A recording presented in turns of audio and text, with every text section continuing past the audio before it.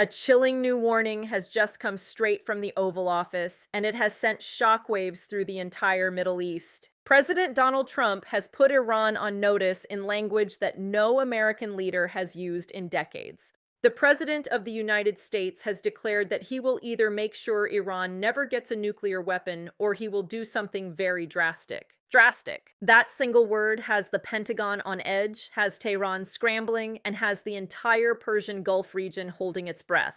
Tonight, we break down exactly what President Trump said, why Iran is provoking America with a bold new map, and how close we may truly be to military action. Stay with us because this is the kind of moment that defines history. The most powerful man in the world spoke directly to reporters, and he did not mince his words. President Trump confirmed that the United States is actively negotiating with Iran. Talks are ongoing. Diplomatic channels are open. But the president made it crystal clear that his patience has limits. In his own words, the president said America will either make sure Iran does not have a nuclear weapon or it will do something very drastic. That word drastic hung in the air. It is the kind of word that Pentagon planners take very seriously. It is the kind of word that aircraft carrier captains study carefully. And it is the kind of word that the Ayatollahs in Tehran cannot afford to ignore. What makes this warning even more powerful is the calm and measured way President Trump delivered it.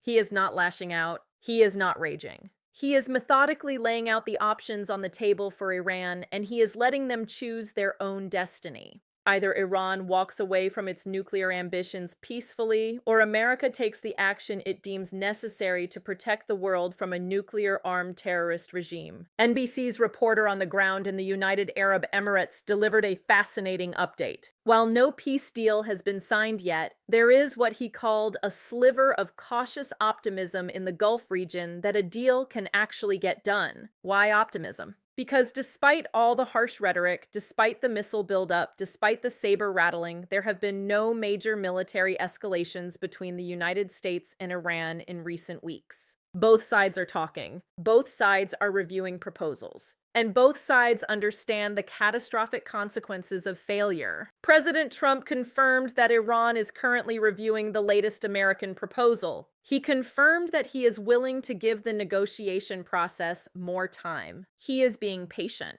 But patience is not the same as weakness. The president knows that the longer he waits, the more political pressure mounts at home. He knows the world is watching to see whether American diplomacy can succeed where decades of previous administrations have failed. In a development that has flown under the radar of most American news outlets, Pakistan is now intensifying its efforts to mediate a potential peace deal between the United States and Iran.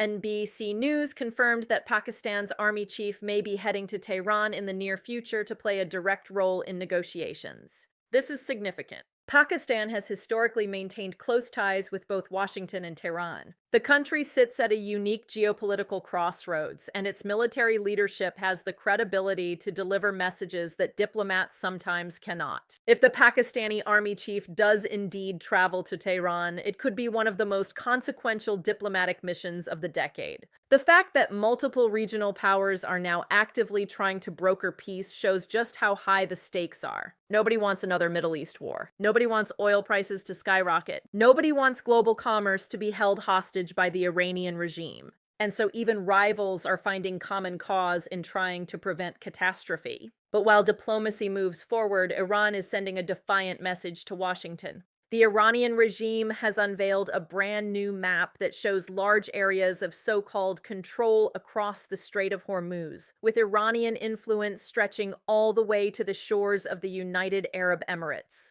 Think about what this map represents. The Strait of Hormuz is the most important waterway on planet Earth. Roughly 20% of the world's oil supply passes through that narrow body of water every single day. If Iran controls that strait, Iran controls the global economy. And by publishing a map claiming such vast territorial influence, the Iranian regime is essentially declaring economic war on the entire civilized world. And it gets worse. Iran is now in active talks with Oman over the possibility of working together to control the strait and charge shipping tolls.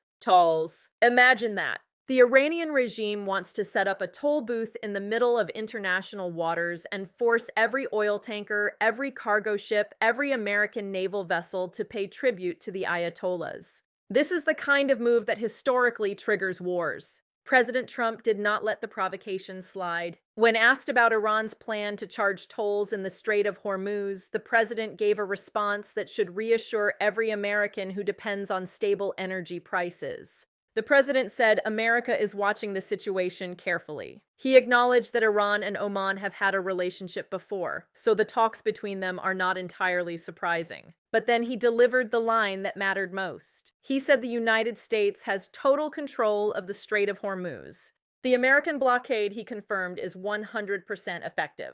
Nobody has been able to get through without American permission. And the president was crystal clear about what America wants. We want the strait open. We want it free. We do not want tolls. He pointed out the fundamental truth that the entire civilized world understands. The Strait of Hormuz is an international waterway. It does not belong to Iran. It does not belong to any single nation. It belongs to the global community of free trading nations. And no terrorist regime is going to be allowed to charge tolls on it. This is the Trump foreign policy doctrine in action. Speak softly, but back it up with overwhelming naval power. The carrier strike groups are positioned. The blockade is enforced. The diplomatic channels are open. And the message to Iran is unmistakable. You can make a deal or you can face the consequences. NBC's reporter delivered another important detail from the United Arab Emirates. Officials there confirmed that the United States has now become central to every single Gulf country's strategic calculation. Before the recent war, Iran's nuclear program was considered priority 2 or 3 for most Gulf states.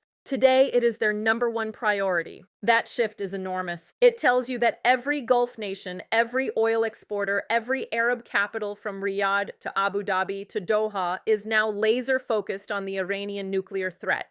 And they are all looking to the United States for leadership. They are all hoping that President Trump can deliver the kind of decisive action that previous American presidents could not or would not. The close ties between the United States and the UAE are now being tested as never before. Both nations understand that if Iran goes nuclear, the entire Gulf region descends into chaos. Saudi Arabia would race to acquire its own nuclear weapons. Turkey might follow. Egypt could be next. A regional nuclear arms race would unfold faster than anyone could control. And that is the catastrophe that must be prevented at all costs. Back in the studio, the hosts marveled at President Trump's measured approach to this crisis. One host noted that the president's patience has been remarkable. He is trying to get the deal done. He is restrained in a strategic way. He is saying clearly that he wants to make a deal, but it has to be the right deal. Not just any deal, the right deal. And that distinction matters enormously. President Trump is not Barack Obama signing a flawed nuclear agreement just to claim a foreign policy win.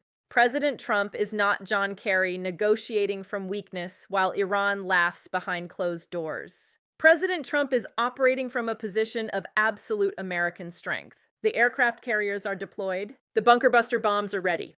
The sanctions are crushing the Iranian economy. And the president can afford to be patient because every passing day tightens the noose around the regime in Tehran. There is also renewed optimism that if this deal happens, oil prices could finally start coming down. American families are paying more than $4 per gallon at the pump in all 50 states. A peaceful resolution to the Iran crisis would unlock global energy markets and bring real relief to working Americans. And looking ahead to the midterm elections, a major foreign policy victory would be exactly the kind of accomplishment that secures Republican gains and protects the Trump agenda for years to come. Another host noted something crucial. President Trump is not being pushed into any decision he does not want to make. He is dictating the pace. He is setting the terms. He is in complete control of the diplomatic process. But if you listen carefully to what Iranian officials are actually saying, the picture gets darker. Their public statements suggest that a deal may not actually be possible. The propaganda coming out of Tehran is exactly the kind of game the regime has always played. They claim to want peace while secretly building enrichment facilities. They claim to be reviewing proposals while quietly rebuilding missile arsenals. They claim to be open to negotiation while publishing provocative maps that claim control over international waterways. One host called it a game of rope-a-dope. That is the boxing strategy made famous by Muhammad Ali, where you lean back against the ropes, absorb your opponent's punches, and wait for them to tire themselves out before striking back. Iran has played this game with American presidents for over 40 years. They drag out negotiations. They extract concessions. They never actually deliver on their promises. And then when the American political calendar moves on, they go right back to enriching uranium. But here is the difference this time. President Trump does not play rope-a-dope. President Trump does not get tired. President Trump does not give up. And the moment Iran tries to play their usual games, the president has made it very clear that drastic action remains on the table. The bottom line is this: America stands at a historic moment. President Trump is offering Iran one last off-ramp. Make a real deal. Walk away from the nuclear program. Stop trying to charge tolls in international waterways. Stop sponsoring terrorism. Stop threatening Israel. And in exchange, the United States will lift sanctions, restore commerce, and welcome Iran back into the community of nations. But if Iran refuses, if Iran continues to play games, if Iran insists on charging tolls and threatening global commerce, then President Trump has made it absolutely clear what comes next. Something drastic. Something the Ayatollahs have never seen before. Something that will end the Iranian nuclear threat once and for all. The choice is now in Tehran's hands. The world is watching, and history is being written in real time. For all the latest breaking news on Iran, the Strait of Hormuz, and President Trump's foreign policy, like this video, hit subscribe and turn on notifications. Stay informed, stay alert. America first.